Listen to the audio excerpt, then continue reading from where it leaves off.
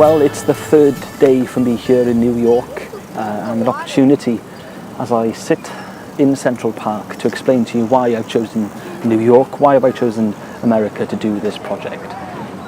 Now, it's because of the high quantity of journalists who have taken their own lives because of their mental health that I've come to New York, and I later go on to Washington because the numbers there too were very high. And it's a sense of perspective, a sense of poignancy that I get the opportunity to speak to some of those journalists who are also suffering from mental health problems, an opportunity to ask them, well, what can we do better? What should the industry do better? What support and provisions do they need for us to understand, well, what kind of industry do we want? One that's inclusive, I hope, of everyone. But I've come to the other side of the world to do that. But it isn't just here in New York, it's not just here in America that the problem lies.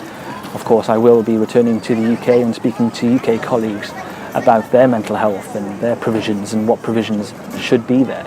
So an opportunity this week for me to speak to current journalists, former journalists, those that some of them are freelance journalists, and questions already been asked this week about who do they turn to for their provisions of support.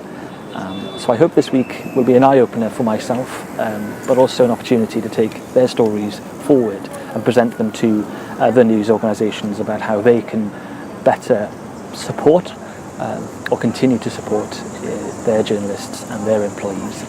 So that's it for now. Please do keep in touch because I will be updating you as the week and as the journey develops. Diolch, hwyl fawr. Want to catch up with what's been happening, please check out our Twitter at onyourmind16, where we hope to address and find out what provisions are available for journalists, photojournalists, freelance journalists, all those that cover news. What support are available to them in terms of their mental health.